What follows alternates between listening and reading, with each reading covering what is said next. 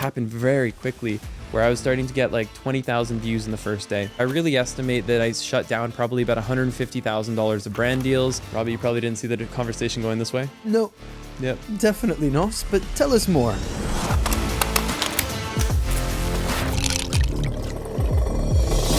Are you ready?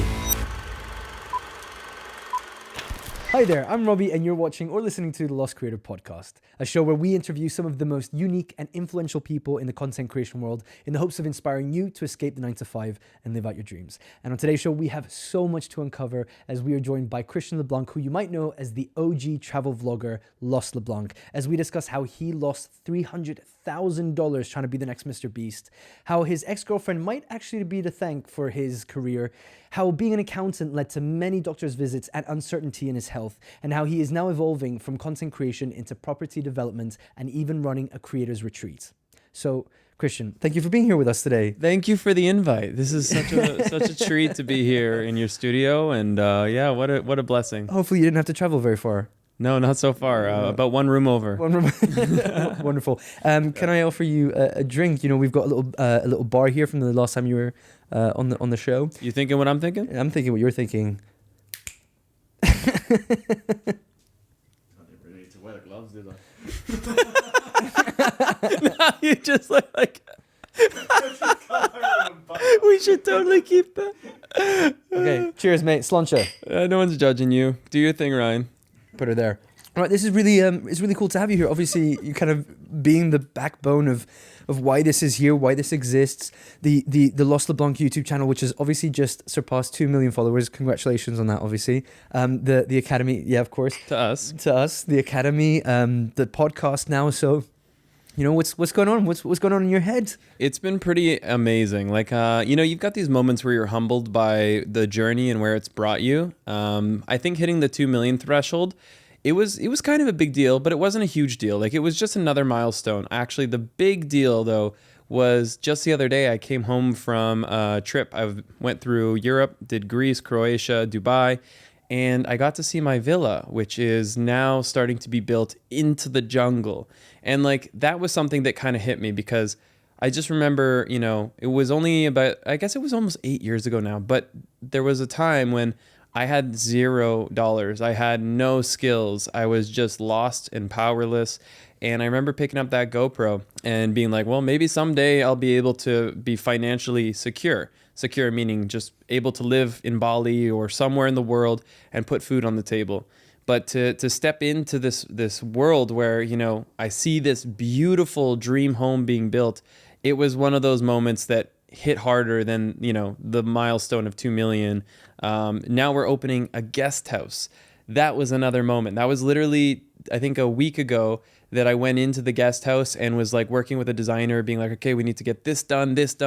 And that was another moment where I'm like, damn, we're about to open the doors to a new level of business. A new venture. And there's like 3 of these or 4 of these different moments that are all going on right now. So this has been a really, really big year in terms of taking on a lot of projects. It's a bit ambitious, and I don't even know if I've overdone it myself yet. Like, I think time will tell, but I'm very excited about it. And, you know, I work through my weekends and I'm happy about it. I'd rather be working on these dreams, these visions, than be going out right now. It's just what I enjoy more. I mean, not only that, obviously, right before you left for your most recent trip, the villa build, should we say, was kind of just sort of taking trees down and kind of flattening the land. And obviously now there's something there to kind of behold. So and yeah. in that being in such a short space of time, it's kind of nice to come back to see that progress happening. I was stoked. Rapidly. Yeah, it's moving fast now. I mean, you just still have to pitch a hammock if you want to sleep there, but you know, there's something going on, so that's cool. It's really exciting.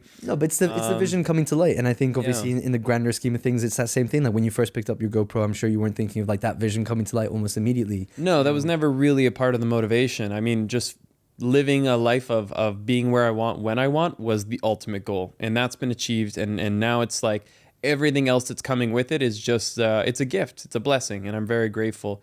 And you know, another thing that's opening at the same time is this podcast. We're probably 15 episodes deep now. 15 episodes deep. I'm 4 episodes deep. You've led the first 11 without me, which has been outstanding. I mean, you know, just walking in, seeing the studio and all the cameras, the lights, it's all been, you know, beautifully done. So props to you guys, Thank Ryan you. and Thank you. Robbie. Yeah, shout out to Ryan behind the cameras. Yeah, the gloved man. Yeah, with the gloves.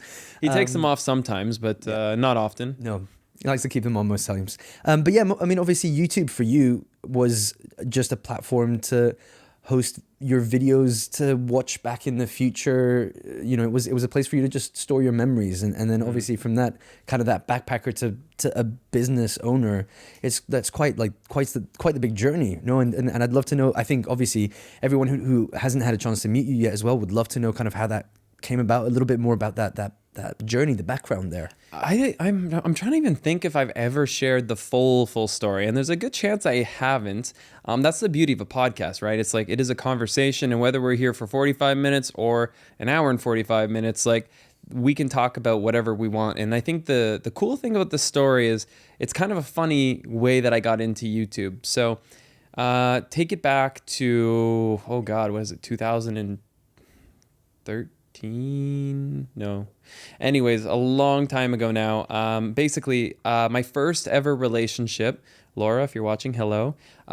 She was my first relationship, and I remember one day she was being really weird and super uncomfortable, and I was like, you know, pretty new into relationships, pretty, you know, new into having a very close partner, and so I really sensed something was off, and I was kind of like, you know, in this moment where I started feeling insecure. I was like, oh, like, is something wrong between us? Like, and then finally, like, I got her to admit what she had been holding back. And I was like, you know, just ready to be rocked. Like, there's someone else, or there's something you should know that, you know, I haven't told you. And I'm like, oh God, like, what's it going to be?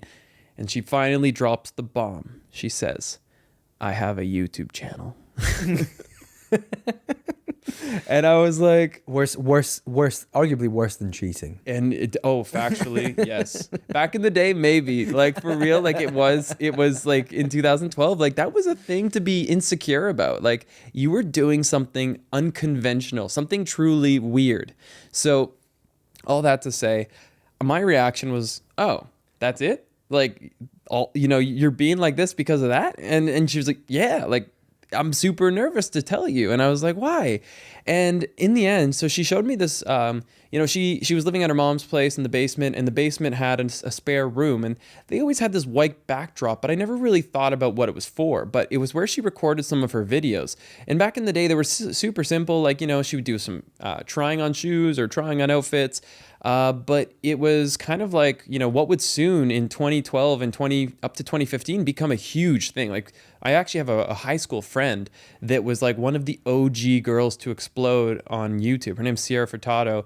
She went on to get millions of these young girls who followed her for, like, you know, how to be confident when you have acne, how to like overcome this insecurity, and most of all, just like, you know, sharing outfit hauls and the old school YouTube. So my girlfriend at the time was doing something quite similar, and that is kind of, long story long, how I came to discover YouTube as more than a place for than cat videos. I actually thought up to that point, this is where you post cat videos and dog videos and the memes, that's it. The lightsaber guy, and the lightsaber guy. And that's where you go to watch them as well. You know, yeah. If you're not posting, it's where you go to at least watch them. Exactly. And so when she told me about this platform, she was like, well, the cool thing is, like, it's free. And I was like, oh, well, damn, like, you know, I'm kind of broke and I'm about to go traveling. And a side of me always took photos just for fun, like iPhone stuff or whatever, not like professional DSLR. I never knew how to use that.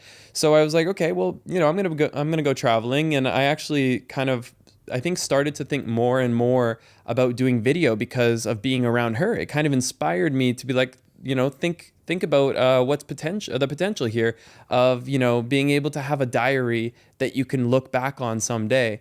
So I started applying for school exchanges, and my whole life I thought, damn, I'm gonna go to France. I'm gonna, you know, be a French boy in Paris. I'm going to eat the baguette, and I'm going you also parle un petit peu. Oui, je parle le français aussi. Oui, c'est vrai. Which helps. It definitely does. Yeah. Il est des. Oui. Yeah. Is that right? No. It helps. AIDS. Said. Oui. Said. Sidetrack. And so all that to say, I ended up, I don't know how long of a story I should go into, but it's a good story. I had a summer where I worked with somebody at the university, and they had just finished a school exchange in Bangkok, Thailand. And never in my life did I ever think Asia. Like, that scared me. I was like, oh my God, they don't speak English. Like, they don't eat the same thing I eat. Like, I probably would never be able to get around. Like, I was at that point in my life where my idea of the world was so closed. It was so, so small. And so there's also that idea of like not having the safety net as well, like being so far away and oh not my having God, the it was things so that scary that you can depend on, that rely on. Yeah. Mm-hmm. And I'll come back to a story that's kind of funny, but ultimately, that whole summer I worked side by side with this person. She kept telling me, like, you know, I kept digging and asking questions about her exchange. And eventually, by the end of the summer, I had the courage. So I applied for the Bangkok school exchange. And having kind of been around, you know, my girlfriend at that time, having learned that, you know, you could use YouTube for free video storage, you know, I wasn't even thinking about the reach and the ability to reach new people, but I thought it was kind of cool that, you know, my parents and my friends could be able to tune in with whatever's going on, and I'd be able to rewatch these videos when time came to go work a 9-to-5 job, because I was just mentally bracing myself for that. I already had a pre-offer to work with Ernst & Young as an accountant. Yeah. So I was like, okay, well, let's at least enjoy life until, you know, you go work countless hours away for a big firm. So all that to say, I get to the day where the school exchange starts, and back to me being like this, you know, very young kid who had really no experience traveling any of Asia or culturally being shocked. I arrived, and the first thing that happens is I get in a taxi, no English.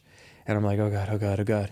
What's going on? Where's he taking me? Like, I have all my stuff. I got my suitcase. I'm ready to move into my dorm, and I've just arrived. The airport guy then drives me under an overpass, and I'm starting to see people like kind of living under the overpass. And I'm like, okay, this seems a bit sketch. Like, where are we going? He keeps driving through these neighborhoods that keep seemingly getting rougher and rougher to me at the time. Nowadays, if I saw it, it'd be pretty normal. But back then I was like, seriously, I thought I was getting taken away and my trip had just started. Yeah. And I was at this place in my mind where I was like, am I going to jump out and abandon my suitcase? Because I keep telling him, turn, like, where are you taking me? Where are you taking me? He doesn't speak any English. All that to say, we got to the dorm and I checked in, and eventually I became a little bit more well-traveled, slowly but surely. And that's fair. Everybody starts at their place of feeling like the world is a dangerous place. I can tell you it's not, which is very good. But that was the beginning of my journey. I started basically documenting everything that I could from the moment I arrived, showing a tour of my $250 per month room. I started going on little trips to temples. I documented that. I documented my university exchange on a very small level, not like a daily vlog necessarily, but a lot of this content just kind of built up, and I started infrequently posting it. And that's where my realization of what YouTube was once again grew, because I thought, okay, my ex-girlfriend can get a few views because she's beautiful. I am not beautiful. I'm not interesting. Christian, you are beautiful. Thank you so much, Robbie. I was just fishing for that. Got it. But I can tell you, I was I felt like the most average dude back then. I didn't feel like I had something unique to share. And I didn't even realize like what I was doing with my school exchange was particularly noteworthy. And I think a lot of people feel that way. They're like, well, why would I make YouTube videos? I don't have anything to share, which is honestly just the first obstacle in becoming a creator, is like, you got to get past that thought. Because everybody has something to say, something valuable. But for me, that was the starting point of realizing that, hey, there's people watching my videos that I don't know. You know, my mom's watching. Hi, Mom. Hi, Dad. But who the heck is Craig 305 and Philip Jerry Jr. from Ohio? Like, random people were just commenting. And I was like, this is kind of cool. Like, I don't do this for validation of the strangers, but it definitely was a bonus. Like, I enjoyed the feeling of knowing that what I had to share was noteworthy. It felt good. So that was the early stages of realizing that maybe even I could do that too. And I posted infrequently, but I pretty much, when I finished my school exchange, I gave up most of that summer, actually. Instead of being out on the boat with, in Ottawa enjoying life, when I went out with my ex-girlfriend to their cottage, I spent that almost entire week editing and basically getting all these videos from our travels together finished and posted on YouTube. So I edited the Cambodia series, the Vietnam, the Laos, the Japan series, everything that I had done during that school exchange and more. And then I went back to Vancouver, gave up most of the summer there too to start editing.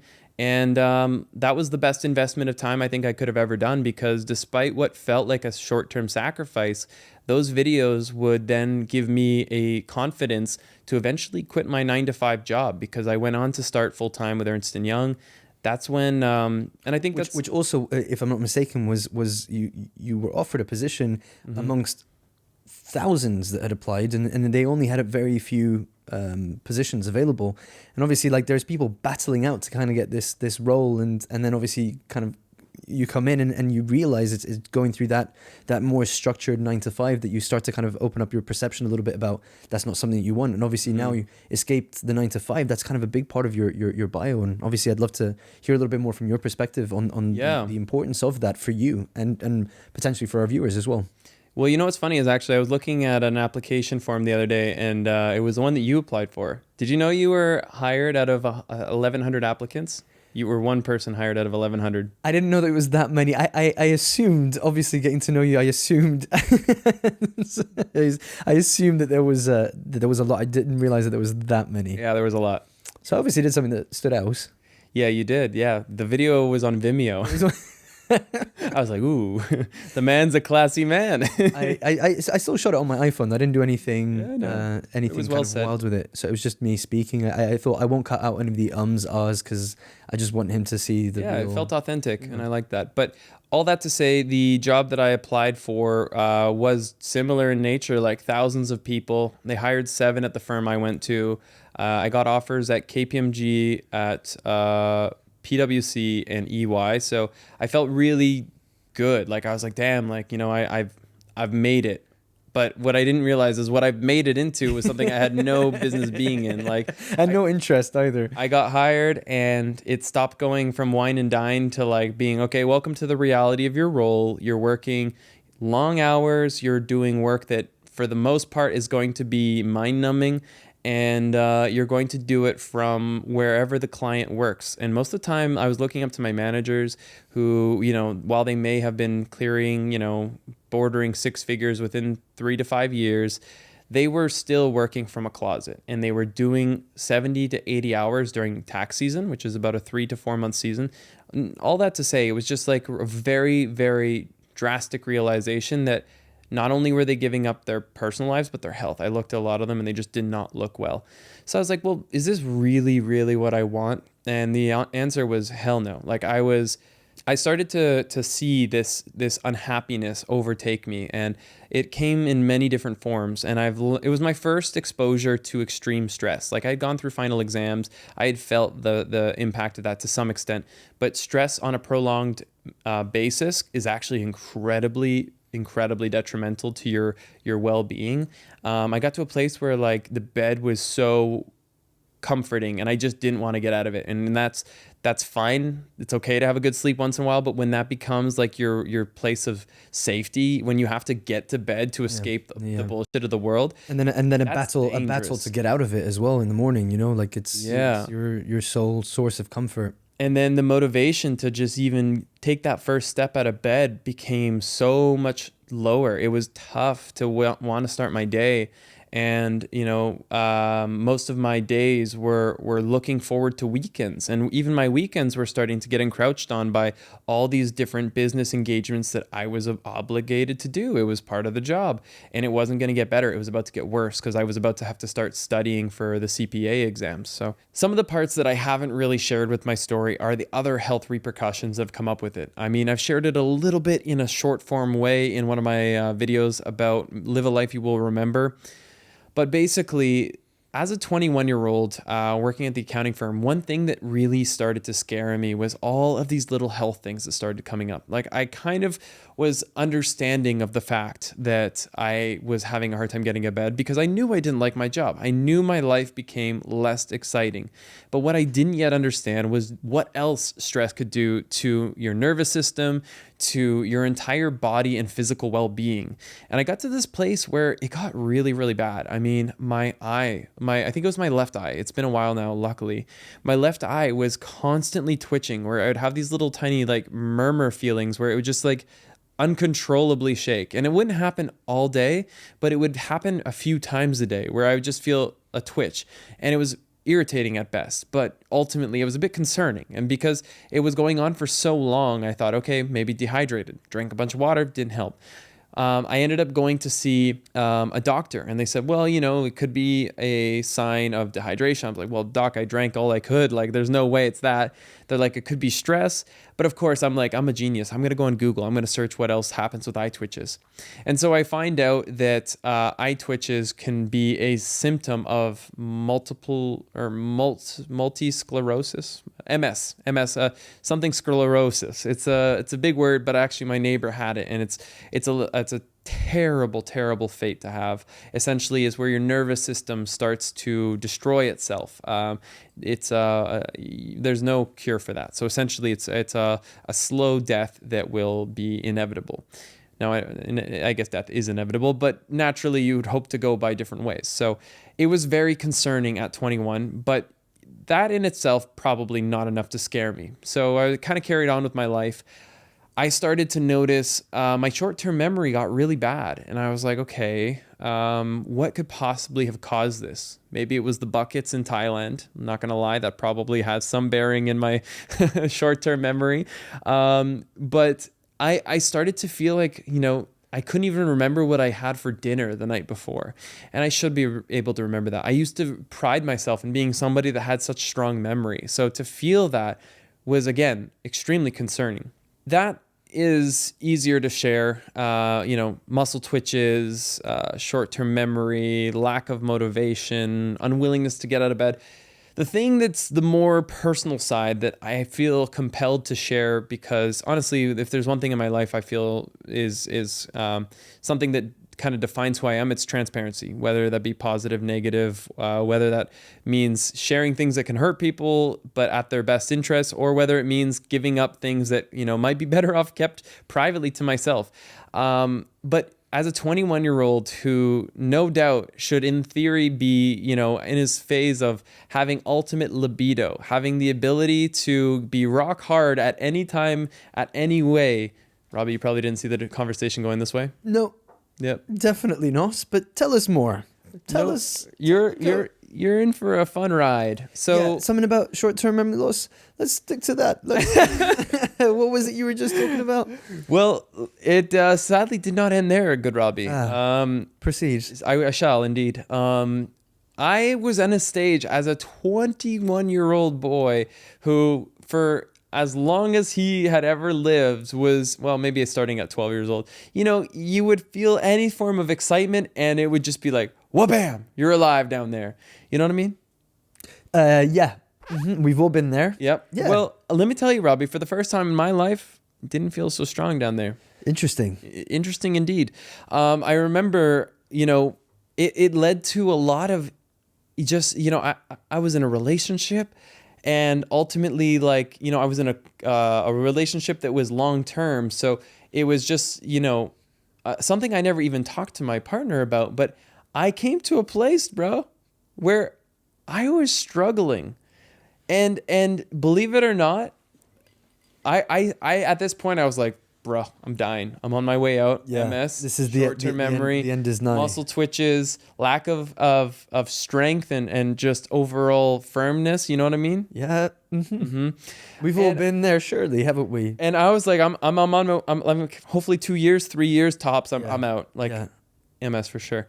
And you go on MD or Google, and it's just like everything tells you you're about to die. Well, yeah. That was Cora. Is erectile dysfunction mortality death? Question mark. Yes.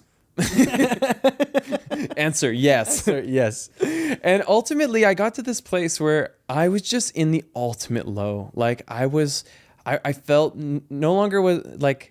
Ultimately, I got to this place where in my own mindset, I was like, I don't love my job. I am starting to see my own health go by the wayside in a time where I should be healthy. I went and took a testosterone test. I went and took a blood sample, stool, everything. Doc's like, bro, you're chilling. He didn't say that word for word, but paraphrasing. Yeah. He's like, bro, he was like, no cap. You good in the hood, dog. He said that. And I was like, bro, but what about, my zing zang going wang, And he's like, bruh, no cap, you should be good. And so I was like, okay, I take you, dude, no stress. Is that what cool kids say these I days? think that's what they say. I haven't been on TikTok recently. Yeah. So anyways, he told me that you're the based on the audience. science that everything was in check. He's like, okay, that rules out pretty much everything except MS and but he didn't think it was MS. By the way, he never ever inferred that at all. That was me being like, okay, I want to Google. I know everything. So in the end, it was just stress. He was right. He was like, it could just be entirely stress related. There's really almost no test they can run on that. So when somebody who meets all the character profile of being a healthy young adult, that kind of makes it, 99% stress. So in the end, I can tell you, I'm very grateful. The moment I quit my job, I actually, from my memory, which by the way wasn't doing so great at the time, from my memory, everything went back to being healthy and strong and amazing.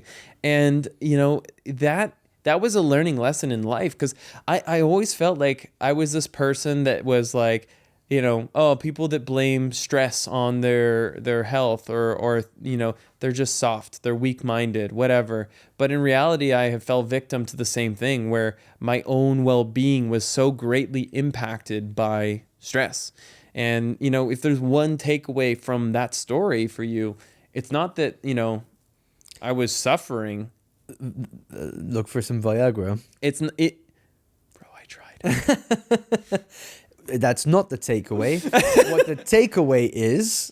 And the takeaway is stress is incredibly detrimental to anybody, to anyone. If you are in a place of stress, you have to figure out how to either reduce the stress or get yourself out of the situation, because, money, really anything is going to be absolutely secondary to your health. They always say, like, if there's one thing, if you could choose between a billionaire who's 65 and have his money or a young person and having no money, the billionaire will always take the young person's body, because that is the one thing that comes first. Before money, before any other opportunity, it's like your health is first. And so when I saw my own health take such a incredibly fast and scary degradation, it was like a wake-up call. So yeah, life lessons don't always come in great ways. That was my way. Some would say it was a soft way to learn it, but for... Well, thank you so much for that insert, Christian. I think we found our thumbnail title. I can see the now. Couldn't get it up. Thank you for that. Yep, no problem. All that to say, I was like, okay, I've got really two options. I know I can't stay. I either quit now and go find another job. And I always felt like I could have been pretty good in sales or communications or marketing, something that's more client front facing I would have liked. But ultimately, I said to myself, it's also potentially a chance to try something radically risky. And for me, that idea of risk was to go and take a look at that YouTube channel and ask myself, what if I had treated this like a job and not like a hobby? And at the time when I'd kind of led to all these decisions, I think I only had 2,000 to 5,000 subscribers. So it was a small micro channel, but I saw that every day I was growing about 30 to 40 different subscribers. So I was like, damn, I'm not even posting and people are still subscribing, from my Japan series, my Cambodia, my Laos, my everything that I had filmed in 2015. So I was like, well, if I treated 2016 with this like burning fire passion of like post every day, create no matter what, like what then would happen? And I actually took the 30 subscribers per day, multiplied it by the 363 or 65 days in a year. And that kind of gave me a bit of a rough idea of like, what would be the base minimum of what I could expect. And, it gave me the confidence to be like, well, that's basically 10,000 subscribers. Now, don't call me out if I'm completely wrong here on my math, but it was a number that gave me a confidence that if I didn't even post, I'd have a following that would probably be opening up some level of monetization, some level of opportunity. But what if I actually went all in? So that's kind of where I started to talk to my parents, talk to my friends. I didn't see my friends very much anymore because nobody sees each other when they start working in the corporate life. But at the gym, whenever I was able to catch up, a lot of them they honestly just couldn't see eye to eye with me. They'd never really had that exchange experience, that travel experience. For them, all they knew was Vancouver. And so right there, another opportunity was starting to feel further away. I was not being encouraged. I was being told to stick to the norm in some degree.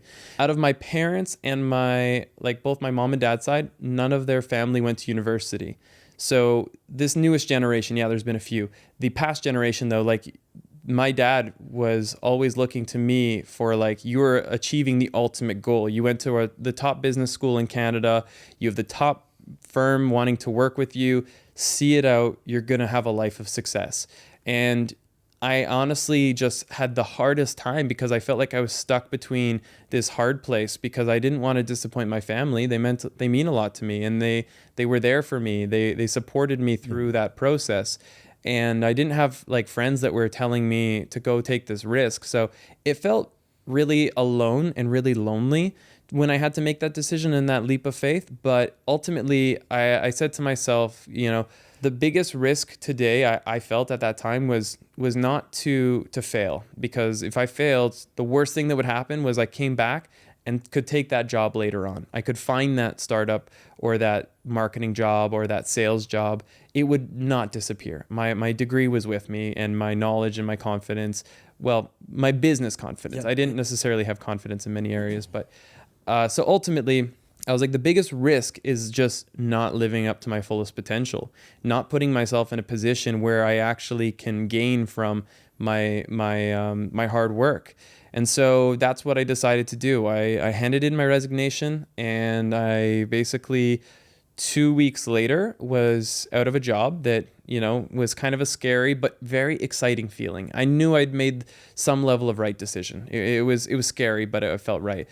But I immediately started working at a Best Buy, basically working on setting one up. There was a construction company that gave me cash just flexibly for my hours. I was making $15 or $20 an hour in cash to basically go set up structures and basically very low level labor kind of work. I wasn't super skilled in it. But it was great because I could work 3 days a week. I could put in 12, 14-hour days.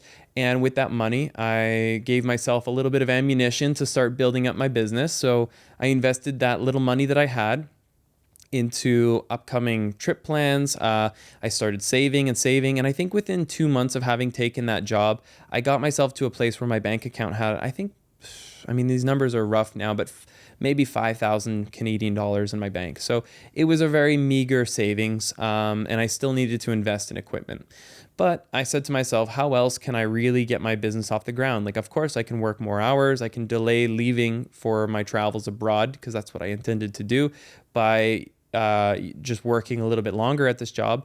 But I said, okay, well, obviously my biggest expense is going to be my travels and my gear. So I'm going to try to get some gear provided to me. So I put together over probably a day a pitch deck. And I'm sure that pitch deck, I can even find it. I'll put it here if I can find it.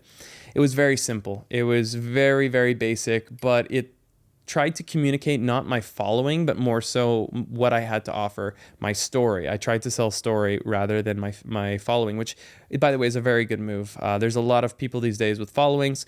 What makes you different is your story. So I told the story of a guy trying to escape the 9-to-5 in order to find his dream life, his financial freedom, and a life of travel and adventure. And so I sent that pitch deck to Sony. I sent it to a representative at Canon. And I sent it to the agency that represented Panasonic in Canada. I actually met with this guy who was a Sony ambassador almost 2 times. And I kept working with him on my pitch. I was so grateful to this guy.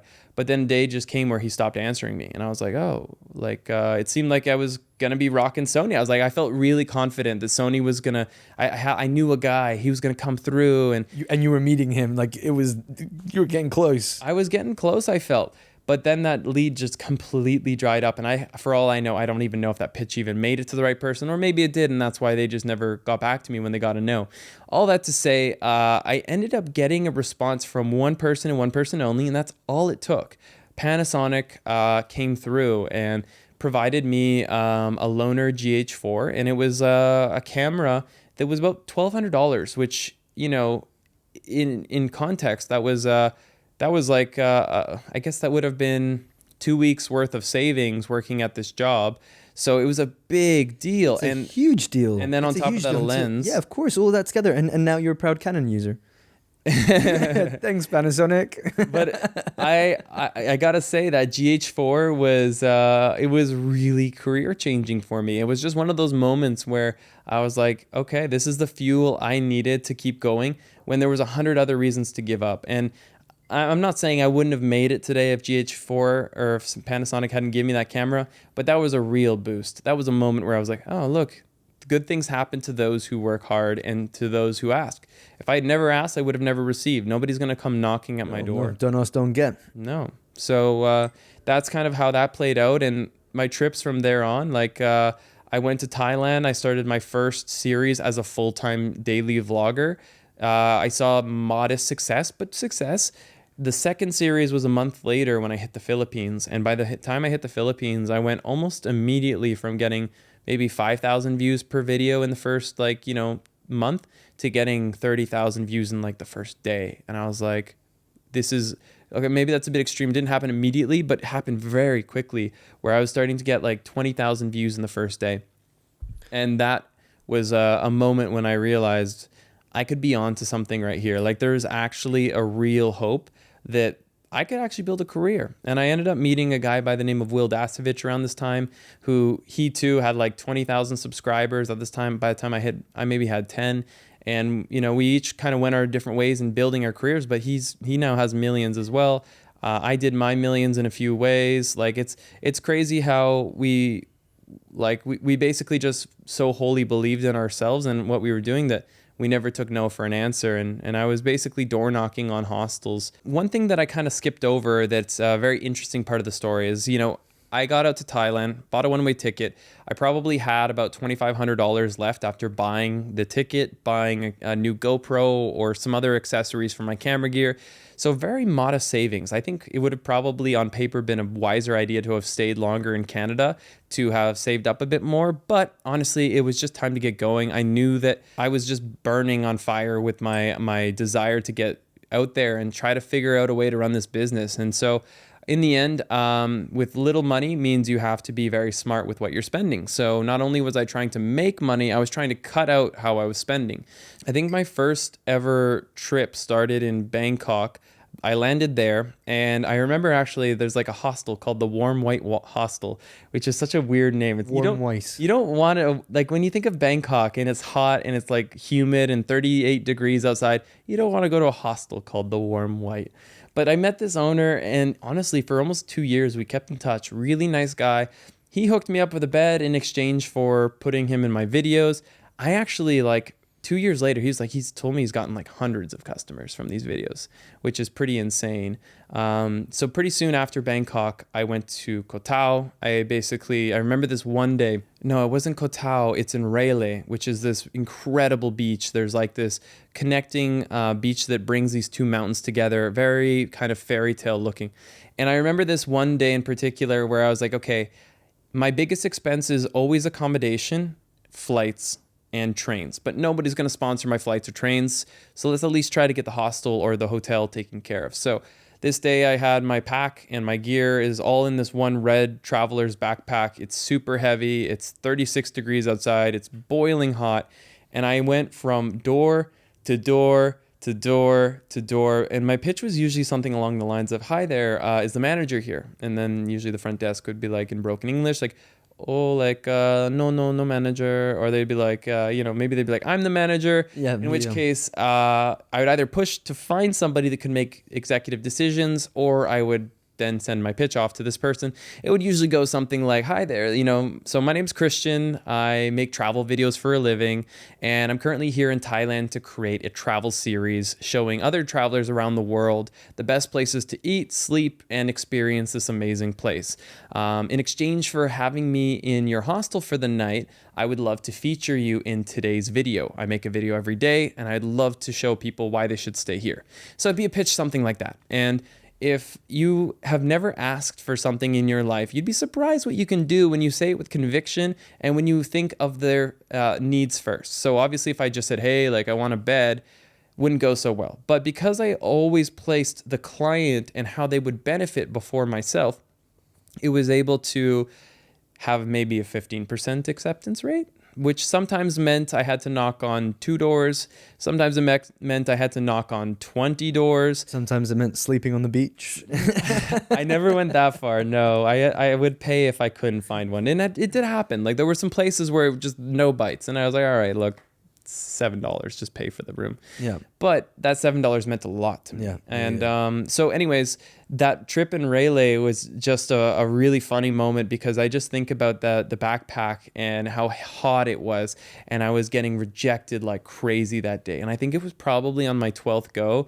After walking across half the island, because a lot of these rooms were super far from each other, and I finally got a yes. It was actually quite a nice place, and I even remember the room because it meant so much to me when I was just dying from heat and sweat. And checking into that room that day, I remember thinking like, a little bit down. I was like, there's moments where you feel strong and you feel secure, and then there's moments where you're like, how much longer can I keep this going? Yeah. And anyways, I had 2 nights they gave me in that room, which was pretty epic. And the next morning, I went from finding my room by 9 p.m. to basically waking up at 5 a.m. to go shoot sunrise. I would basically go out on a day trip, hire a local boat company, create a video about the island, and then that day I'd have to go back. By 3 to 4 p.m., I was already on my computer editing it. By 7 p.m., I was hopefully exporting it. And by 7:30 p.m., I was praying that the Wi-Fi would allow the video to get up because I was a daily vlogger. Yep. Not such a great thing in Thailand in 2015. The internet was atrocious. Yep. So not every day I managed to get it up, but I did pretty much cut and edit every single day, even if the Wi-Fi wouldn't allow me to get it up. So I got the video up, and I remember that day was actually particularly challenging. By the time morning hit, the video was still not up. So I ended up just kind of doing a little morning trip, coming back. It was finally uploaded. But these were the early stage grinds, and I think there's 100 other stories just like it that were the early stages of my business. But I think what they're so significant because in of themselves, they were not big wins. They were not big decisions, but they were the accumulation of being resilient and never taking no for an answer is what ultimately led me to a place where, I'm now able to build out these multi-businesses, and I'm able to work with awesome people, have an amazing team, opportunity to live from here, Dubai, literally anywhere I want to be. And that's kind of how the early Lost LeBlanc was built. Shortly after my first girlfriend joined me, she just saved up while working in the food industry for a bit, serving, making a lot of money as a beautiful girl serving. So that worked out pretty great for her, but that would not have been my option. So it was a very, very incredible start to a business. And at what stage did you start kind of seeing a change happening in your style of content from being this need to get content out and doing sort of daily content to being sort of kind of going, maybe I won't post on a daily basis. Maybe I'll take a little bit more time and have a little bit more thought or structure behind how I want to tell a story. Or, like the transition between being a daily vlogger to actually being like a more of a storyteller. Yeah, I think the first... Not to say that you can't be a storyteller in daily vlogs, but right. I think you get the gist. But I would say my daily vlogs weren't very story-driven. They were chronological, here's my day. And that kind of content did work for a while on YouTube. Like, I think the glory days were 2016 to 2019. But then, of course, the taste did change. I think I switched over probably 2 or 3 years, probably 3 years into doing that. And I think a lot of it came from more so just like the fact that I felt like I needed to stop doing daily or even like semi-daily. It was just a lot. It was very great for learning. I recommend to anybody to try it. Even if you don't even post the videos, you will learn so much by doing what you want to do every day and hitting publish or even just hitting export. It's going to bring you through every single step. So I'm grateful I did it, but ultimately in 3 years, I probably switched over to more story-driven content.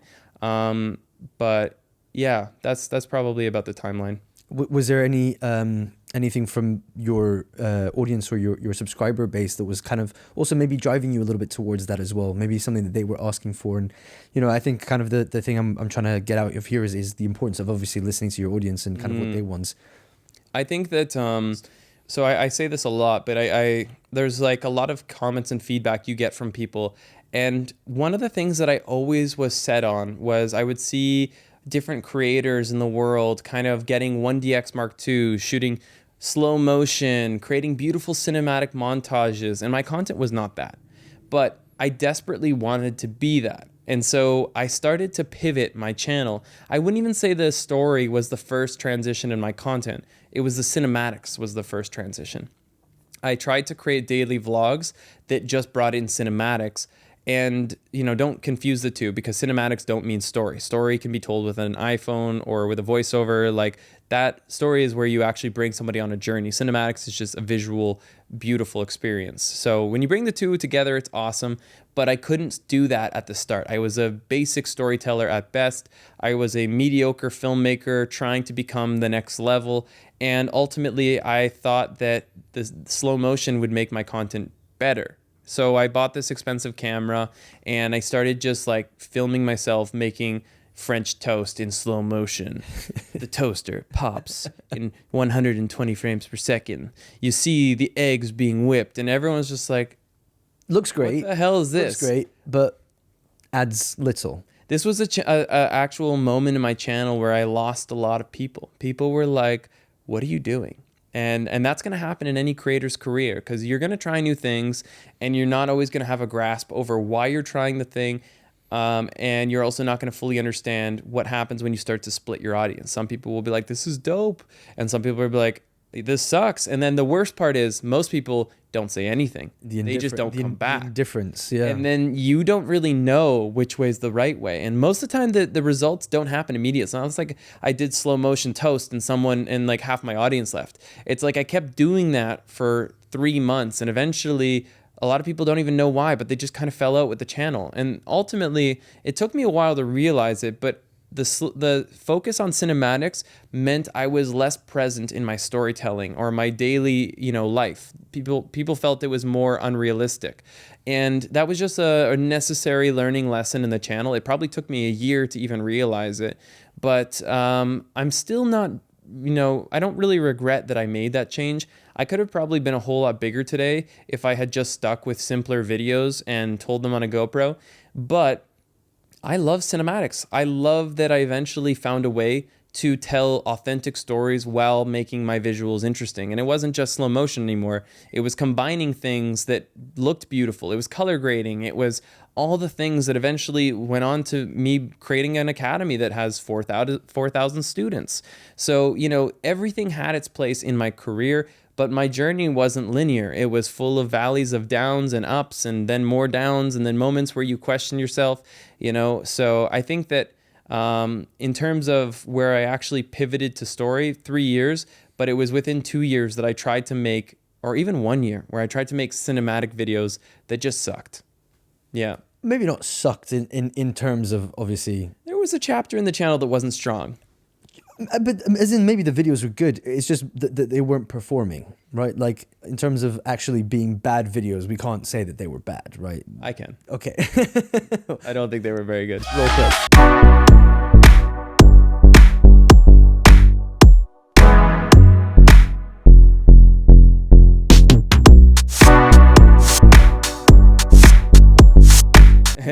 We'll check them out. No, but obviously there's a lot of obviously you're one of the commandeering people in travel content, and that obviously involves being like moving around quite a lot. And so I think one of the important things that people would love to know as well is like, how do you maintain that? How do you sustain that kind of just consistent moving around and still being able to make content and not burning out? Well, I'm now. So 2015 is when I started as a hobby. 2016 is when it really started full time. So let's say 7 years now I've been traveling as a job. I would say that the last couple of years have been periods where I've come to a place where I have to start realizing my own personal limits. When I was younger, I'm 29 now, and by no means do I consider myself old, but I feel more exhaustion and fatigue when I push myself than when I did when I was 21 and 22 and 23. So, I used to be fine to just sleep or you sleep 2 hours on an overnight train and then go catch sunrise and shoot. Now that'll kill me. So I do have more limits than I used to in terms of my personal health, and I'm more well aware of what happens if I sacrifice sleep. So I'm at this place now where I like to travel 3 weeks on, 3 weeks off, 3 weeks on, 3 weeks off. I like to come back to Bali or Dubai to find my place of rest and recentering myself with a good gym routine, eating healthier, and then I like to go back and hit the road again. So it's not even just the aspect of sleep and fatigue. It's also just the overall enthusiasm too. Like I notice if I go on for a trip, as we kind of experience in 2 months in Africa, or sorry guys, not the country of Africa. Sorry, across multiple countries in Africa. Yeah, if you don't get that, it's okay. But ultimately, it was one of those things where, you know, we were seeing endangered animals. We're like, oh, another freaking rhino, sick. Like, it doesn't matter if you're seeing the coolest thing in the world. If you do it for too long, everything becomes normal. And it's a sad thing to admit, but it's also like the reality is that you need to have the ups, or you need to have the downs to enjoy the ups. If everything was light, you wouldn't even see it. If everything was happiness, you wouldn't even feel it. Like you need to have contrast in life. And so whenever I come back to Bali, I don't come here to party. I don't come here to necessarily do many trips around the island. I'm usually like in one way or another finding myself deep in work or deep in not dedication, but deep in my workouts and routine and stuff that most people would consider rather mundane. So it's what gives me the recentering and the ability to get back out to my travels and come at it with a super high level of energy and appreciation. And if I don't do that, then I have some videos where I've just seen myself. I'm like, you know, you're seeing something incredible and you're not relatable. You're not looking at it how most people in the world would see that experience because you're just tired. You're not yourself right now. So. And arguably, you're probably also not as capable of being able to tell as good of a story as you would have wanted to if your like energy is super high and your beans are super there, you know? Yeah, if your beans, you got to get the beans. The beans are got to be there. You got to come back to Bali to grab your beans once in a while. That's a fact. Yeah. Got to come back to Bali to have your recalibration. But obviously, Bali is a big deal for you, and I think not only in terms of it being a big deal on a personal level of being able to live here and have a very happy life, but also in terms of your content. I think there's something that can definitely be explored there in terms of why Bali. You know, what was it about Bali that kind of sparked this this growth in you, this love in you for in terms of both content and personal? Yeah, I mean, honestly, first time I came to Bali was in 2016 or even 2015, and that was my early travels. It was a backpacker, experiencing Bali. I didn't see this as like a home one day. I didn't come here and think, I'm going to one day be spending a majority of my time here. But what happened was I continued to travel through 2015, 16, 17. And at this point, I had been through maybe 30 countries. I knew for a fact Canada was nothing more than a place to go say hi to my parents at this point. And even friendships started to feel like they were weakening with like my high school friends and all that. And they hardly even saw each other. So I knew there wasn't like a lot of a social fiber left for me there. So I was like, okay, well, if I had to redefine where home was, what would that look like? And I thought about multiple different places. I had spent a lot of time in Thailand and in the Philippines, but nothing quite felt quite as accommodating as Bali. And the reason is because it's got a great scene of expats where you've got people who are on the same frequency. They're here to enjoy life, live in the moment, to experience the everyday as if it was their last. I started meeting people that I would actually want to have lasting friendships with, which was kind of a first. In Thailand, most people were transient. They were there just to party, to live life, and then they were gone 2-3 days later. But when I started meeting community here in Bali, I was like, okay, that's something I kind of live for and want from my day to day. On top of that, they had amazing infrastructure, upcoming projects from gyms to spas to places where I could feel centered. And they just had a beautiful backdrop. I could go out and explore a volcano, a rice field. I could go 3 hours north and be with dolphins. Like all of this was just within reach from being able to be at a very affordable villa that would, give me everything that I ever wanted and more. And I have to add this part, the internet was a big deal, big deal. I needed to escape having that life of frustrating uploads. I needed a place where I could just get shit done. And that was finally, and that couldn't be said about most of Southeast Asia, at least in 2016, 17. So yeah, that's kind of what made Bali the choice. And to be honest, now it's kind of the only choice. I don't really see many other places that give me so much of what I love. We both worked on that video together. You were basically the one that edited it, but it was the video about when it's time to leave home on the main channel of LeBlanc. And it kind of talked about like everybody has their different priorities in this world, different pillars that they really need in order to feel satisfied and happy. And for me, this is where I feel most complete. So it's just got that, Bali's not a perfect place. It's chaotic for many people. It's like a little bit dangerous for some people. You see people ripping around on their scooters. I always laugh because if you're driving in your lane, don't for a second think it means that a car can't swerve into your lane. Like the oncoming lane is just as much a part of the road as your own lane, and people will use it accordingly. Yep. So like there's this kind of chaotic energy to this island, but I live for it. I love the disorder, and yet it's got its own system. It's not absolute chaos. It's just a system of chaos that you have to come to know, and it won't work for everyone, but it works for me. I really like it. And then also kind of, again, plays into your content. So in a way that, when you tell an author, a writer, write about what you know about, because that's what we'll do best. Obviously, you're kind of doing content and that performs really well when it comes to Bali as a subject and as a place of being able to also travel. Yeah. Even if it's just outside of Bali or even within Bali. So in the last 12 months, Robbie and I had been working on a few very ambitious projects. I kind of had this moment where I was looking around and I was like, okay, look, I've done these travel vlogs for quite some time and they've been great. I love making them, still do. But I wanted to try something different, and I kind of took a little bit of inspiration from what others were doing on YouTube. I saw a MrBeast that was just absolutely crushing it. And one thing that, whether you like his content or not, you got to respect his business knowledge and his business savviness. He is somebody that basically rolls over a ton of his profits right back into the next video. And I was like, okay, well, this guy is constantly doing bigger and bigger and bigger productions. Why don't we take a crack at that? We are one of the few travel vlogging companies, businesses, if you will, that actually has a support team. We've got multiple videographers, editors. We've got people on, payroll that can help us do bigger productions. And I was like, okay, LeBlanc is probably the most equipped travel YouTuber business that can take on something like a project like The Amazing Race. An Amazing Race is a show I grew up watching with my mom pretty much every Thursday whenever it aired. I loved the show. So I was like, let's try to do one for ourselves. It's going to be very unique to YouTube. So and still kind of within that travel sphere, right? So you're not like going too far away from something that is completely unheard of for you and what you do and what your brand is. That's it. Bringing in something that's like a little bit spicy, a little bit new. So it was kind of like a hybrid of like taking, something that's comfortable, the travel side, and bringing it what has been performing so well on YouTube, the MrBeast-esque game show type reality show.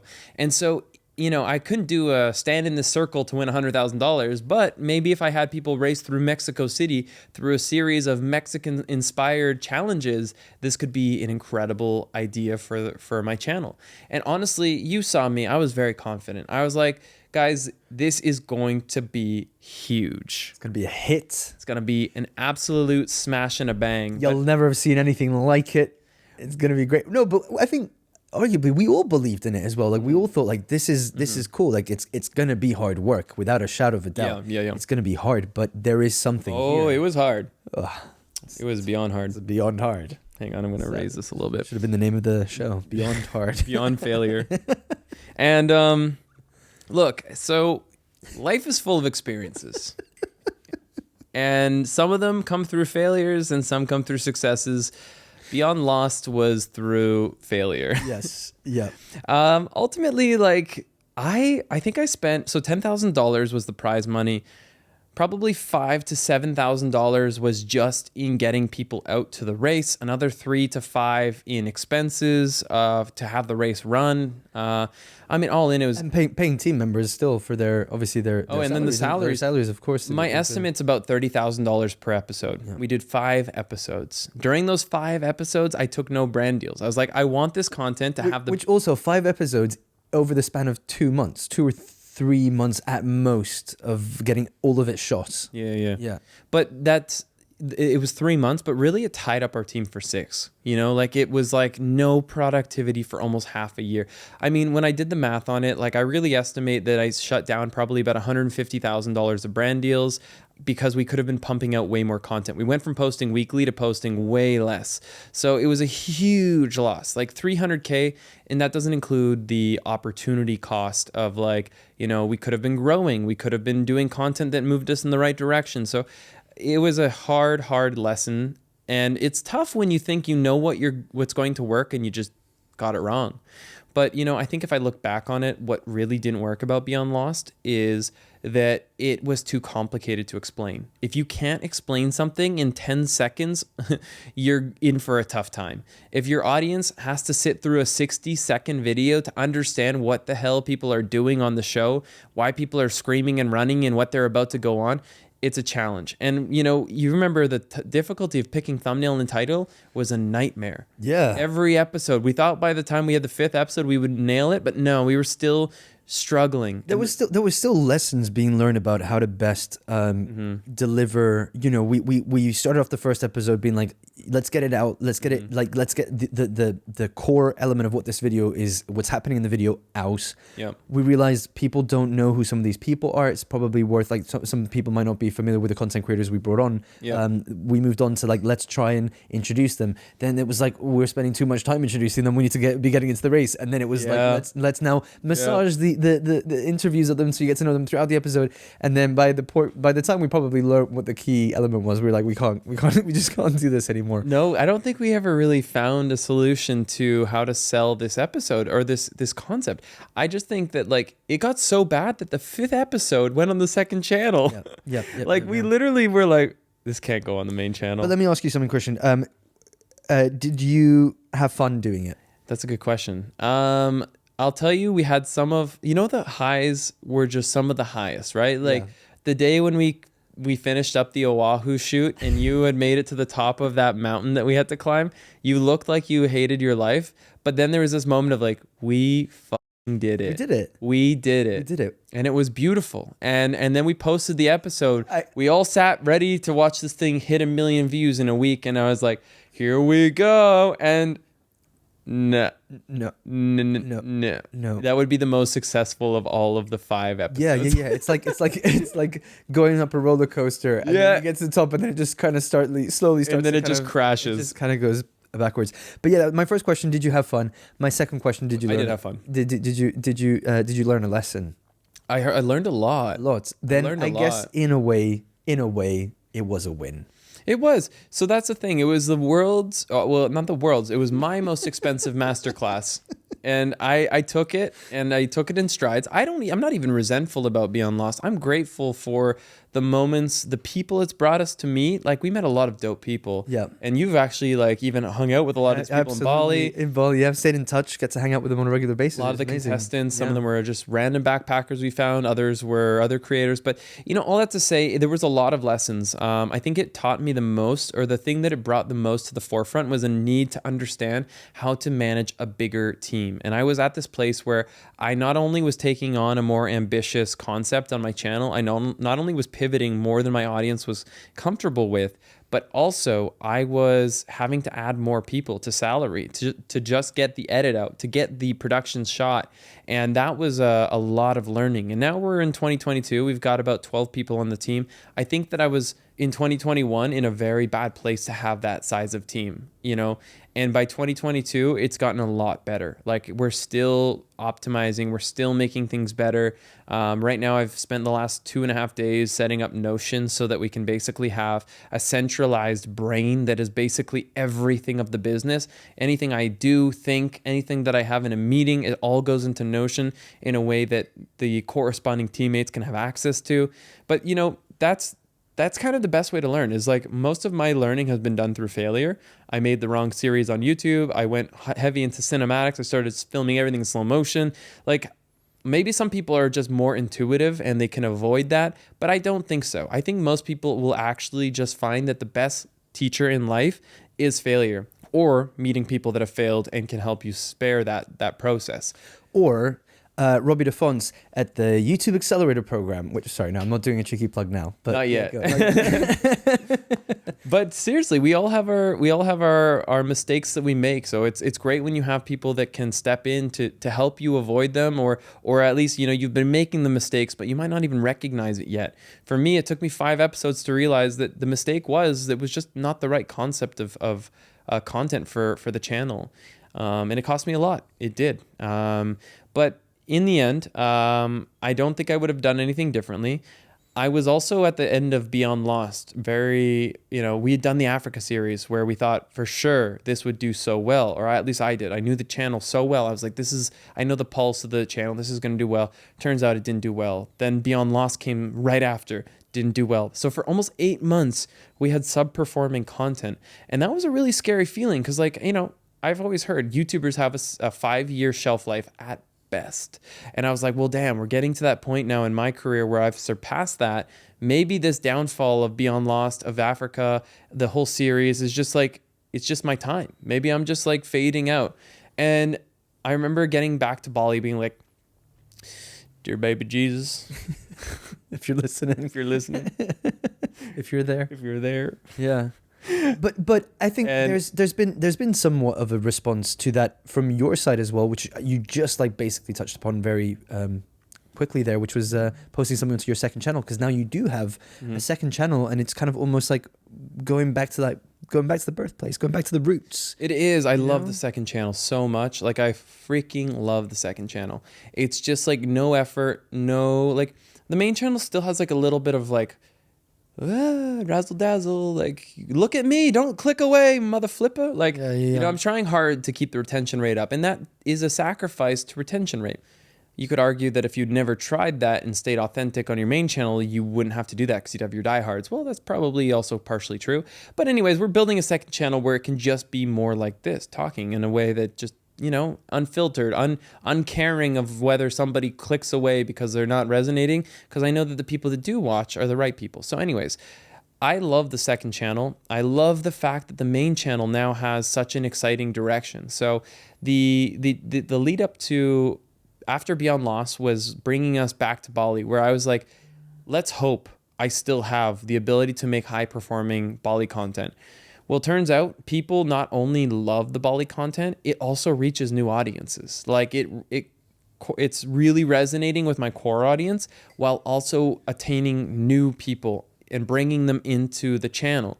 And, I'm at this place where it even brings you back to one of the questions you asked, how do I feel about travel now? And the answer is I love it, but I can't do it as much as I used to. I don't want to do it as much as I used to. I don't plan to be on the road for 8 months like we did during Beyond Lost and the Africa series back to back.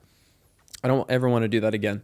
Literally overlay a video here of any content from that time. You'll see my face is just black bags under my eyes. I looked skeleton-like. I looked sickly, and it's because I pretty much was. So all that to say, I am so grateful that my Bali content does what it does, because I don't want to travel the way I used to. My goal is to be in one place as much as I need to be. If I want to leave, then great, I can. That's always been my life goals, is flexibility, is freedom of choice. And ultimately, with me being in this position where my Bali content does so well, it's not a sacrifice to be here and create content for 3 months. It might perform better than when I go jet off and spend thousands and tens of thousands of dollars to go create a European Mediterranean series, because I have to pay for flights and all these crazy inflation costs. It's expensive to travel, but Southeast Asia has, for the most part, maintained a rather cheaper expense. So I love being here. I'm happier, I'm healthier, I get better performance on my channel. And now it's actually bringing me to where Los LeBlanc is kind of going for 2023 and up. It's right now we're going through this exciting, I'd say not pivot, because it's not really a pivot. It's more just going back to things that people have always loved. Travel is the core of the channel. There's no denying that. I love travel. It's what brought me to where I'm at. But I also really love the fact that if somebody names one single video of mine that they've seen, it's almost always the I Quit video. It's a video that talks about how I was in a tough place and I got myself out of that place and I found a life that was worth living. And that's a story that's incredibly relatable for so many people. So where I'm going with this is I think that is ultimately one of the directions we're going to take Lost LeBlanc in the coming videos. Actually, not even the near future. It's like it's happening. Already one A of these new videos- series? Does it involve running? No running, no mountains or prize money. You're okay, Robbie. You're good. You don't have to climb any more mountains, all right? And so ultimately, it's going to be an exciting minor kind of bringing in another vertical to the channel that was always there, but a little bit smaller. We want to bring forward the digital nomad, self-improvement, and betterment message.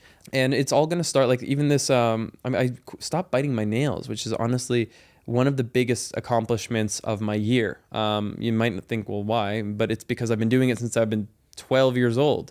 And it all started with reading a book that just totally changed my way of looking at my habit and understanding it. It's called Atomic Habits. I did a few workshops in Lost Creator Academy for our 4,000 students and our family members. Like it's such an incredible thing. One of the other members through the workshop, he lost 15 pounds.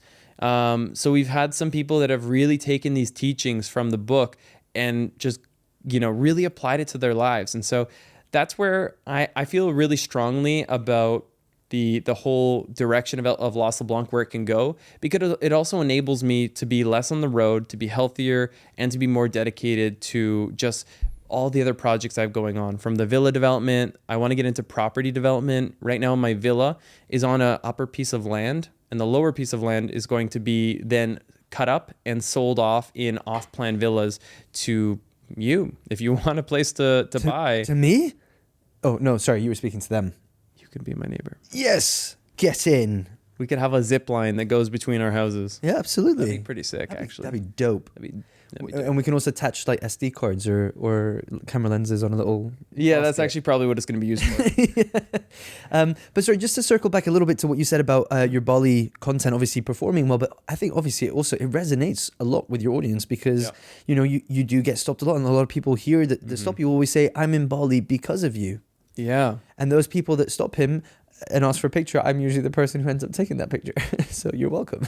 And it's a very well taken photo.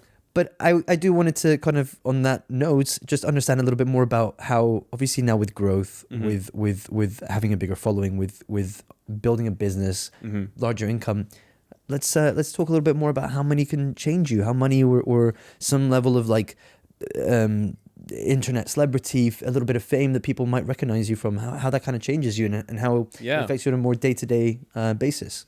I think that money... There's an expression, I did not make this up, but it's like money doesn't change you, it only brings out more of who you are. And I think that ultimately there's been this kind of, it didn't happen overnight. It's not like I just came into money, but it definitely has improved my life. It has allowed me to have that lifelong goal of like being able to be in Bali one day and Japan the next. And then, I now have a home in Dubai, a home here. That for me is the greatest gift, is like it's that flexibility to move from place to place. And I don't think that it's necessarily changed me, but there was a time in my life where, the combination of fame, money got a little bit to my head. And I think it was when I was about 25 to 26 years old, probably 25 mostly. And it was this time where like I went from, 19 years old being incredibly insecure. I had a relationship where, again, I felt like I was dating somebody that was way more deserving than to be with me. I actually felt that way. I really did. And I felt like, okay, because I'm so lucky to have this partner, you better hold on. You better not let anything get in your way, which, by the way, is an incredibly toxic thing to have. Not only does it lead to jealousy, but it also leads to a lot of insecurity. And then, that took my confidence for an absolute roller coaster. We both were young. We both had a lot of things that just, ultimately we both had a lot of learning to do. And it was incredible to feel like, at 25, oh my God, I'm somebody of value. I'm somebody that, a stranger knows, or that I have money and a lot of my friends don't. And it's not the comparison, but it was the feeling that like, I'm actually kind of special. Like that was a cool feeling. And that honestly got a little bit to my head. And when I was 25, like it was like I was always looking for this form of validation, and now I had it. And there was a big growing up process. And I think that's a podcast for another day, like a deep, deep story of just growth and learning. But it didn't come without mistakes and blunders. And it didn't come without, moments where I had to be humiliated and make mistakes to get to where I'm at now. And, now I'm older, I'm 29. And I think that I'm at this place now where I don't think the balance in my bank account will change me much at all, whether it triples, quadruples, or 10x's. Like my halves, hopefully not. Hopefully not. I live pretty modestly. Like I like my little, 1-bedroom townhouse with an extra office. I don't really see how money would change my life. I drive a bike that I love. That's kind of all that I need, is like the ability to travel. So it doesn't really change a whole lot. But it's also because I've already went through those periods. I remember even this, I wear this ring right now. It's a Cartier ring.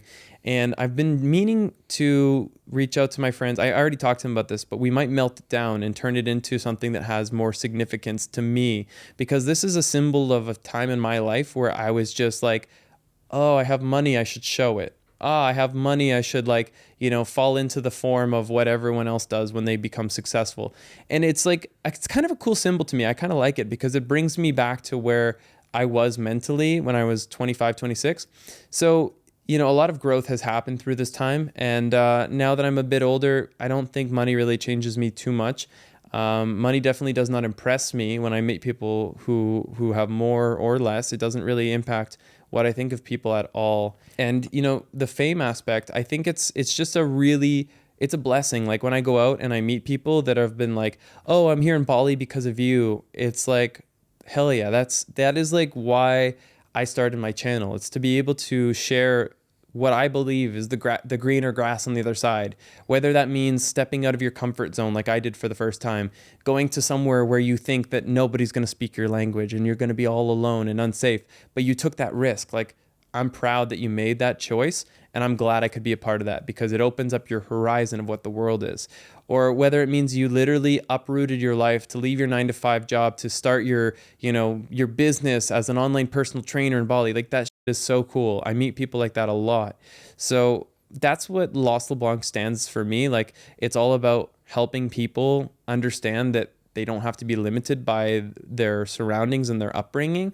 There's something so beautiful about seeing somebody who just took that chance and was willing to try and be wrong and be vulnerable. But ultimately, most of these people find out that, there's something there for them and they don't have to be so scared. It's actually so simple once you get out there and take the chance, because, I always say this, innovation breeds, basically it's the idea that like struggle and starvation breeds innovation. Like when you're in this place of hardship, you will find a way to make it work. It might not be how you pictured it, but when you really need to put food on the table, you always find a way. There's nobody here that's starving, that's just not, basically becoming a beached whale. Everyone finds a way to make their livelihood. So I think if anyone's just feeling trapped in their jobs or in their lives or in their country, you don't have to feel that way. There's a lot of places around the world that are just open and ready full of opportunity, and the internet has just opened up so much potential too. Like, you can really make a living in so many ways. And if you're not inspiring them to do this, or if it's not through your content, you're also helping them through your academy, because obviously you've got the academy, and I'd love to, obviously, I know that you started the academy through listening to your audience and hearing that they were asking for help or advice, and you thought, you know what, I've got something here.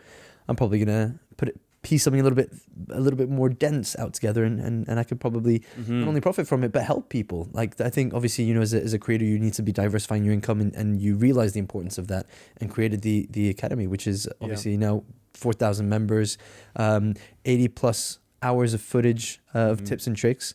So go check it out, link down below. But yeah, obviously, academy is subtle plug. No, but obviously the academy, and it's I think people know you from now, not only just your channel, but from the academy as well. Like, it's a huge deal. Yeah, it's been it's like back to the idea that, every YouTuber has a shelf life. It might not be 5 years for some people. Some people it might be 10. But one thing's for sure, if you do anything for too long, it stops being exciting. YouTube is an awesome career. I love it. I don't have any plans to change radically, but I know that I can't create content the way I did, for every single year back to back. It has to change. It has to pivot. It has to become something new. And in the same way, like a race. you have to try something once in a while, even if it catches fire and you burn down with the ship, sometimes you just got to try things. Yeah. But ultimately the Academy was like this new exciting project where I was like, okay, I'm going to do something radically different than just chasing new adventures and beautiful blue ass water, which I love. It was a gamble though. I had two products that I was selling, two types of products. One of them was travel products.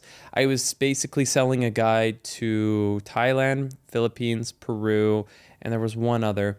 And ultimately they were doing pretty good. Like, on a Black Friday, they would bring in 10 grand or something like that, which was pretty cool. And over a year, they maybe brought in 20 grand. But there was this one other product that I'd made that was a how to edit a travel vlog video. And that was kind of on the educational front. It was a little bit more expensive, but it was selling way better than all my travel guides combined. And that was the first form of testing, of being like, okay, what do people want from me? Not only just like what's profitable, but in terms of the numbers, what are people voting with their own hard-earned money that they want to learn more from me? And I know I have value, so I can only build so many things. So that was a great way to actually test what would become my most valuable product. And I then was like, okay, well, if we can do this kind of numbers with a how to edit a travel vlog video, then what happens if I take the next, year to build out every single topic of content creation, from creative to business, from learning how to negotiate a brand deal to learning how to value yourself as a creator. How do you use Photoshop, Adobe Lightroom? How do you use Premiere Pro? How do you do pre-production? The A to Z of it all. But literally. And, at first I was like, this will take me 3 months. Then I was like, well, maybe it'll take me 6 months. And then, Max and I, no sun was seen in 2019. We basically were just indoors in my studio working every day. And shout out to Max as well. Big shout out to Max. I miss you dearly. I hope you're doing well. Actually, I know you're doing well. I was just talking to him like 2 days ago.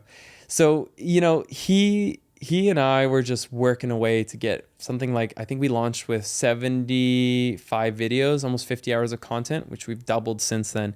But all that to say, it was just like a project of trying to make sure that we were able to help people. We were able to take somebody's hard-earned money and give it back to them multitudes over in value. So, today we're extending that. We're now opening the guest house, which I think is just the most beautiful progression of taking the digital and making it physical. Because with LCA, we've had meetups. We had the one in New York, California, Bali, Dubai a couple times. We've had two Bali ones. And so now we're going to have our own physical hub where these people, these creators from around the world will have community and the ability to connect, which I think that's like the most in-demand thing in the creator economy right now. It's not more courses. People are kind of at this threshold where they've seen that, courses can only take them so far. They want community. And that's where, you adapt as a creator, if you're a good one at least. You start to understand what people want and what they don't want. And while we could invest tens of thousands of dollars in hiring the best creator coaches to add more content to LCA, it's not what people want the most.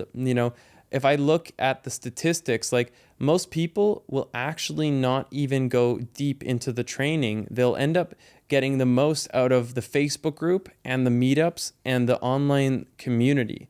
So, we've seen the numbers. We've seen the people tell us what they want more of, and they want more in-person interaction. So now it's on us to respond. So that's where the Creator Guest House, we want to launch a lot of potentially in-person retreats in the coming year. So it's just like you're always learning. There's no finish line ever. You'll never have a finish line in this business, no matter what you're doing with it. So it's been humbling. It's been beautiful. But the other day, I met with Ishan. He took me in his Lamborghini in Dubai because of a collab he got. He went from 0 to, I think he's at 500,000 on YouTube now through LCA. Mana just the other day told me she got a $14,000 brand deal with Tourism Board, which is just absurd. And she just started with like basically, you know, a small number on LCA very short after.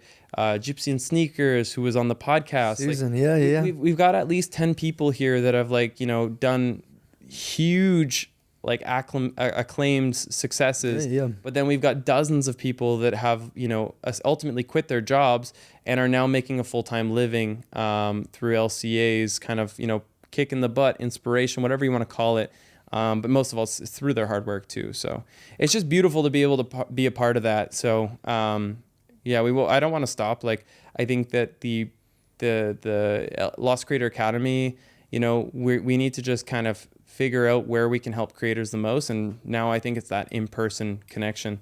As you guys know, being a content creator has like completely changed my life. And one of the things we're super passionate about with Lost Creator Academy is being able to help other people, whether they have never picked up a camera before or whether they are deep into their career as creators. They know how to bang a beautiful photo. They know the sick tones in their videos, but they just like literally aren't growing or building any sort of income from it. One of the things we're very passionate about is helping those people. And so we actually have a 7-day mentorship program where you may have never ever had a skilled creator even overlook your content before in a meaningful way. Well, we would be happy to help you with that. So we have actually got that 7-day program just linked down below. It's only $69, which is absolutely absurdly cheap. There's zero profit earned on this program. It's basically just a cost basis. We cover our costs, but it also is, you know, admittedly full transparency. It's a really cool way for you to learn more about what Lost Creator Academy is. So if you've ever wanted to try out the program, now's the time. I don't know if we can keep this program running forever. We're trying it out, but we'd love to see you in there. And you get to spend more time with me. Yeah. Oh, we're trying to sell it, dude. Yeah, and we are. So, and that's amazing because obviously you picking up your camera has inspired so many people to do the same. Now, I wanted to actually introduce a little segment here, which is some of the members from LCA had some burning questions for you, exclusive to the Academy Facebook group. And so I wanted to... Let's not let the house burn down. Let's not let the house burn down. So I've got some questions for you. Say. And I know that we've kind of covered some of the topics here a little bit vaguely, but I think, you know, if you can kind of give our questioners, our Oscars, some brief overviews, that'd be amazing. So both Yasmin Halil and Chelsea Ray both have actually asked some questions about your relationship and both kind of about finding a healthy relationship with Ruby whilst you're traveling on the road, and how you navigate all the drama while still creating content. Anything you want to answer there? That's a good one, you know. So there's a lot of creators that kind of go for the low-hanging fruit. Do you know what the low-hanging fruit is? I've seen it here or there before, but I'm not sure what you mean in the content form. In terms of content, it's basically like relationship goal content. You know, you don't have to be creative and you get to just hug and kiss your partner and you'll get double the likes. It's almost like a foolproof formula. But you know what's really dangerous about that is it will kill your relationship. Yeah, of course. It will. Of course. And to anybody that disagrees, I would say I know most of these creators that most people look up to on social media that do that for a living. And I can tell you that either through my own personal knowledge of these people or through friends, they are not happy as a couple. They often hang on and cling to that relationship because it makes them money, and it's a lot harder to say goodbye to somebody when they're no longer the right fit, when your paycheck and your livelihood depends on it. But that is a very, very dangerous place. Now, that's not really Ruby and I's case. We don't have a business where intentionally, having gone through the motion of doing that in the past, I've learned about the stresses that brings into anybody's relationship. I don't care who you are. But we still have, like, of course, a lot of time on the road together. And another thing you'll know if you've traveled with a partner is that not only are, like, you know, is life beautiful and amazing, and you have these amazing, like, you know, unforgettable moments, but you also have moments where you're like, yo, screw this person, like, for real, like, what's with them and, like, that, like, breath that they have, you know? Like, you'll just get mad at the dumbest shit. Like, you'll be, like, frustrated by anybody that you're in like long contact with, no matter whether they're your boyfriend, your girlfriend, whether they're your friend, or that dude that's sitting next to you on the train. Like, it's just by nature of travel, you go through your extreme lows and your extreme highs. But when you're on your extreme lows with the person you love, you have to be very careful, because sometimes you're brutally unfair. And it goes both ways. It's not always going to be you. Sometimes it's them. They're dealing with their own health thing. They're dealing with their own personal life that's kind of been brought into your personal life. And sparks fly. Like, it's just going to happen. So travel exaggerates the good and the bad. So where I'm getting at with this is that ultimately, it just comes to balance. Like, having been that person that traveled as a backpacker 8 months straight with my first ever girlfriend, I mean, there was a lot of fights. There was a lot of moments. You know, every relationship I've had, there's been a lot of moments when we're traveling for extended periods of time. So I see a pattern here, whether I'm the pattern or travel's the pattern. I hope it's the travel. But I just think that ultimately it comes down to travel will pull you absolutely to your worst points sometimes, and it will also bring you to amazing places. So you got to take it for the good and the bad. You won't have both, or you won't have just one of them.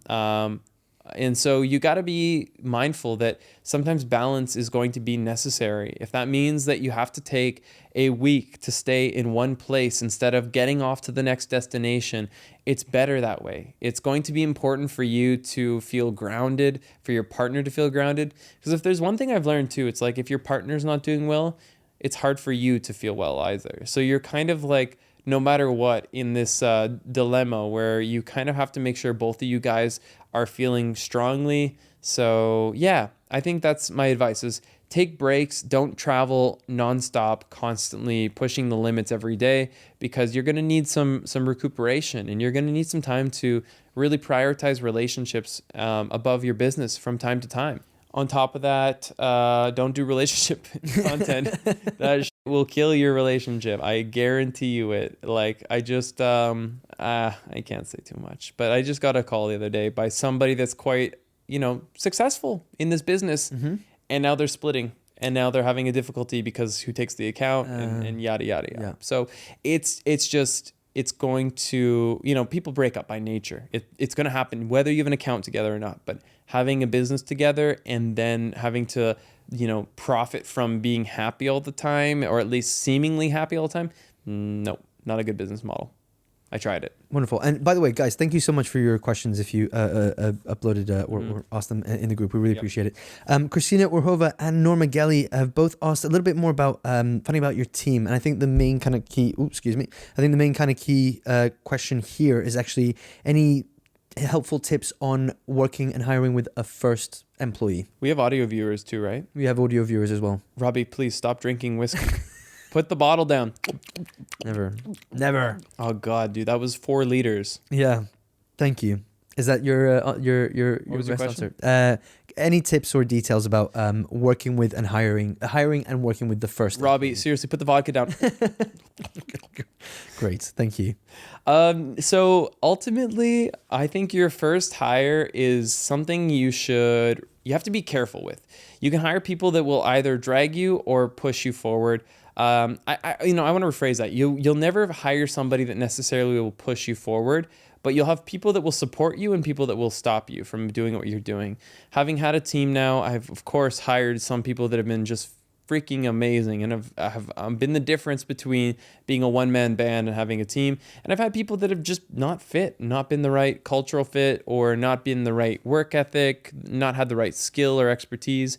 So, you meet people that will help you get to the next level, and others that just won't bring you there. Your first hire is something that is quite an important milestone, and not everybody's going to get it right on their first hire. I actually started off by hiring people on a project by project basis. So that was a really good way to start it off.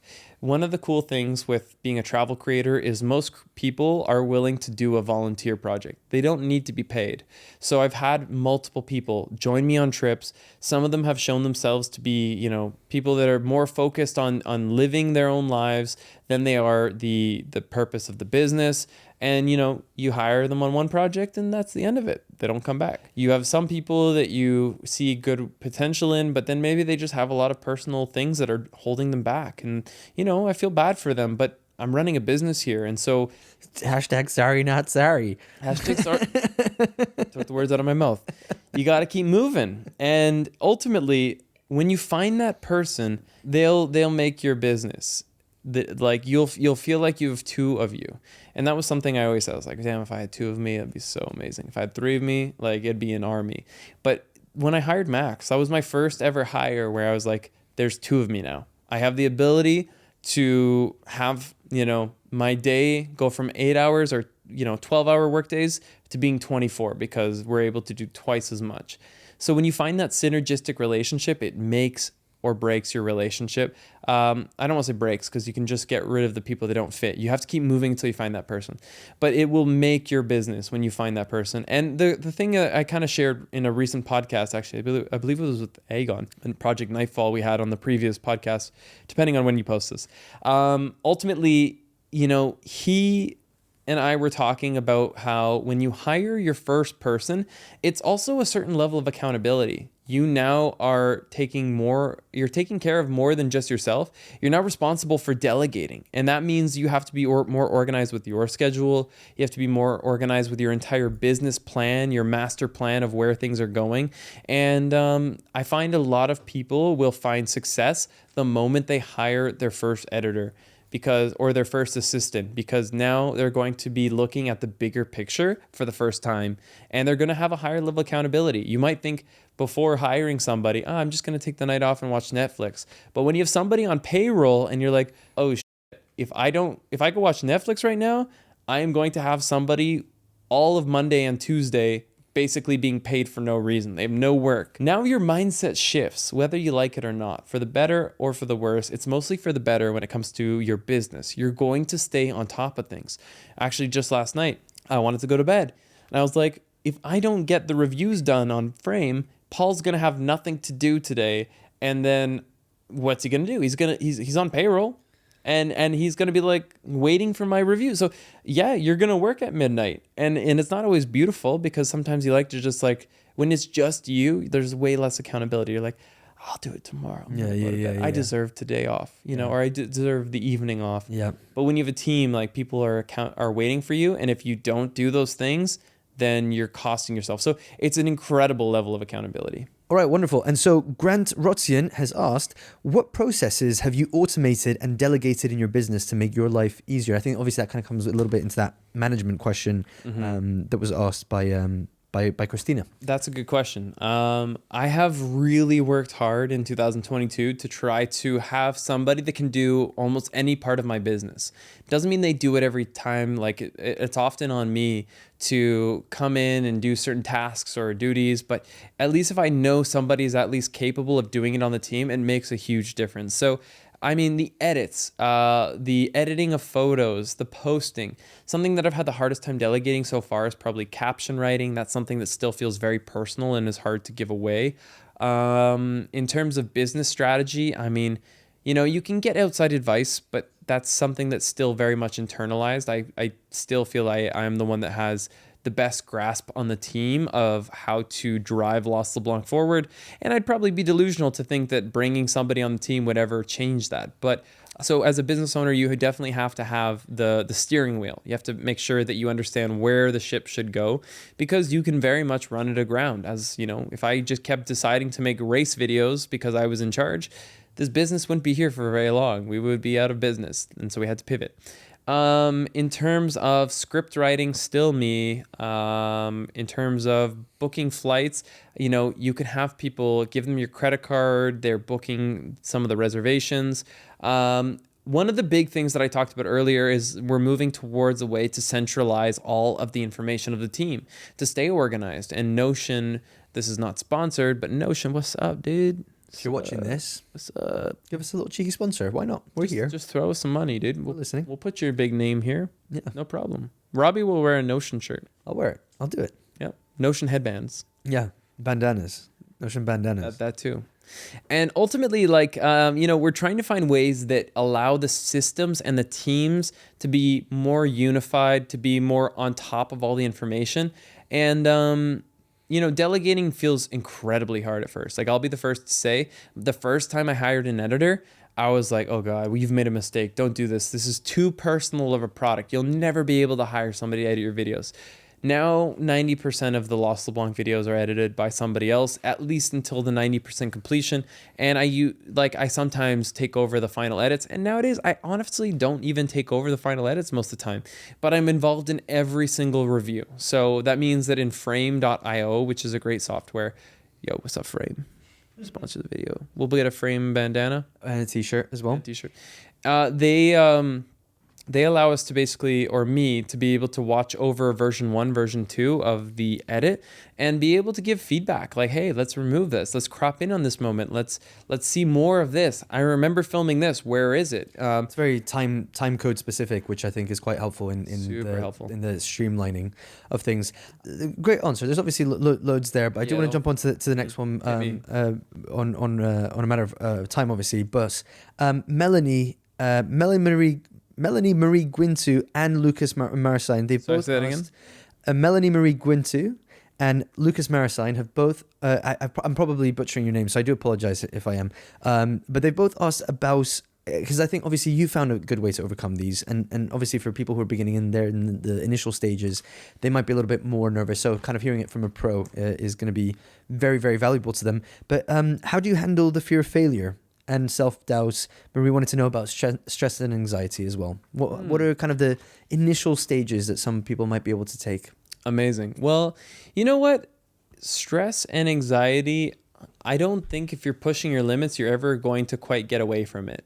You'll get to a place where it's manageable, because as you become more adept as a professional, as a business builder, you learn that these things don't have to mean life or death anymore. They don't mean I'm not going to keep the lights on or I'm not going to be able to put food on the table, but they mean missed opportunities. And you have to become comfortable with the fact that whenever you're trying to push boundaries, you're going to have certain levels of stress. You're going to have uncertainties, and that's going to lead to anxiety. I don't think you'll ever remove that from your life. You just learn to cope with it and to deal with it.